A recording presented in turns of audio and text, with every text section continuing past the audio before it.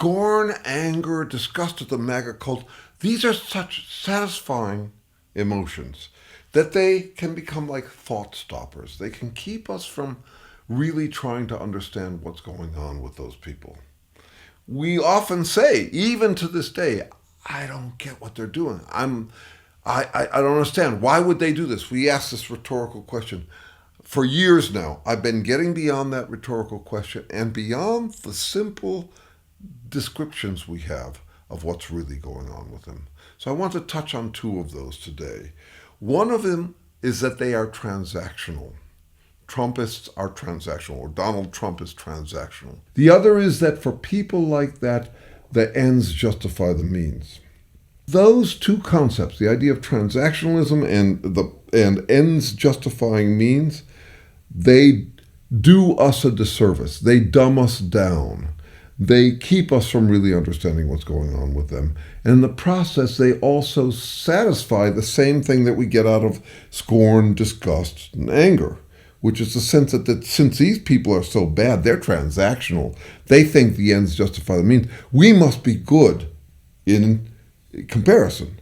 It's what I call exempt by contempt. The more contempt I have for their traits, the more exempt I am from having them. So let's look at these two concepts. Is Trump transactional? What does transactional really mean? It means that we exchange things with other people for benefits to ourselves. It's sort of like the alternative to altruism. Altruism would be doing things selflessly with no care about what we get in response or in return.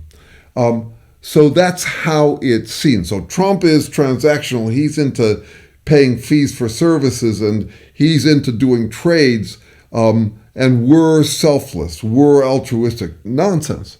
We're transactional in two main ways. One is business transaction, where it's fees for services and you're keeping track of who's paying, who owes what to whom. The other is friendship, which is pay it forward. As you do something for someone else, a lover, a friend, a relative, someone who you have a different kind of relationship from than business, and you do it on the assumption that they will provide something back to you eventually. It's paying forward and it's not keeping track. But both of those systems are transactional. The friendship may not seem like it, but you know what it's like to say, hey, who's counting? I'm not keeping track of who owes what to whom in our friendship. And then you start to feel a little suspicious, like actually maybe they're taking advantage of you. So that's all transactional, and that is not what Trump does. Trump is not transactional. In terms of business, keeping track of who owes what, he neglects what he owes others. He is completely disloyal. He's not going to pay back for the things that he's bought.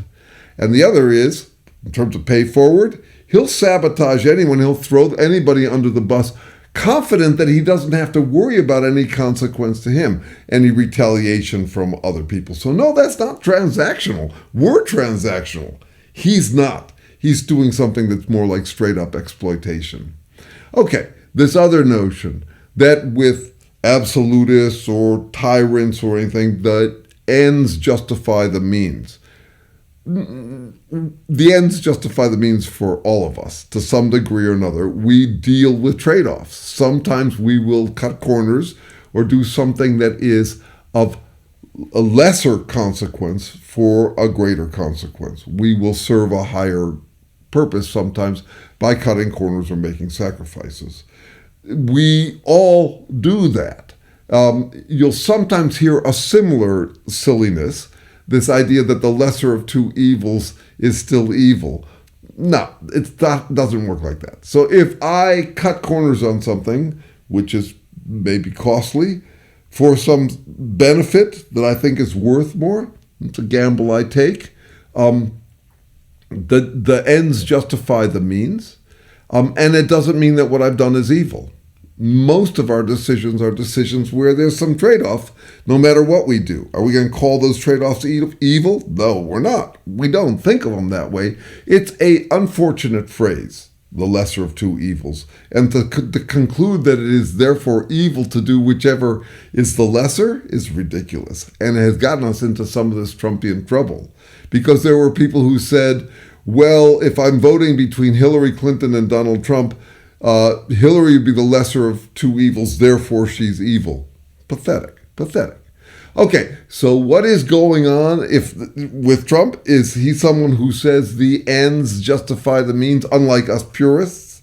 No, he's doing something different. The Trumpists are doing something different. They have the sense that they have an infinite end. They don't specify what it is, but it's the highest possible purpose.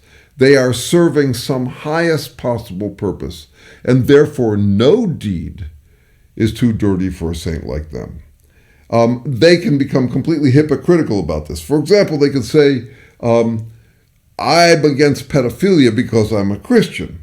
At the same time, if I've got to support a pedophile in order to uphold Christianity, I'll do that because there's no higher purpose than whatever purpose I claim for myself. No deed too dirty for a saint like me.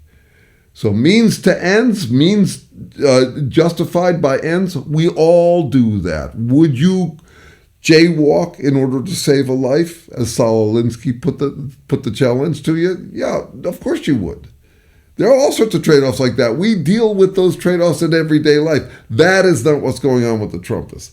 What they're claiming is no matter what other goals might compromise them, they always claim a higher goal that justifies them doing whatever they want. Okay, there's a study group that has formed around these videos. It meets every other Sunday. It's meeting this coming Sunday, 9 o'clock in the morning, California time. Free to anyone who's interested. It's a group where we're trying to diagnose and treat asshole behavior more effectively than we have so far, on the assumption that this shit just keeps coming up and that it's actually the biggest problem that humankind is dealing with. Yes, I know about climate change. I worked for 20 years against the climate catastrophes, and then realize, actually, we can begin to address them as long as we continue to have tyrants, assholes, absolutists who climb into power. So that's what this study group is about. It's how to engage with these people there's no talking to because they can rationalize anything, how to disappoint these people who are basically playing God. No deed too dirty for saints like them. It's free. We don't take roll. Email me if you're interested. But these are people from all over the country who get together and are trying to figure out more strategically effective ways to deal with people like this. How to humbly humble or even humiliate humans who will say or do anything to avoid human humility. That's what this group is about. That's what my research is about here. And in the meantime, keep this in mind. Trump is not transactional. Trump is not someone who sometimes says the ends justify the means. No, they're doing something radically different from that, and we need to understand it better if we're going to be able to deal with it more effectively. Which means also that we have to stop just getting off on our outrage, our scorn, our anger, our disgust. There's more work to be done than that. We have to be careful. We have stupid enemies, and that tends to make people stupid. You need to have enemies who are not easily dismissed as fools, or else you don't grow. So I do think these guys are fools, but I don't stop there. I'm trying to figure out what it is about humans that would be so drawn to this powerful set of simplistic tools that they use over and over. For example, the idea of having the ultimate infinite purpose, no deed too dirty for saints like them. So come join us if you want to talk about all that, think about it, and up your game in dealing with assholes. That's what we're about. Psychoproctology is what I call this work. All right, the diagnosis, treatment, and prevention of assholery.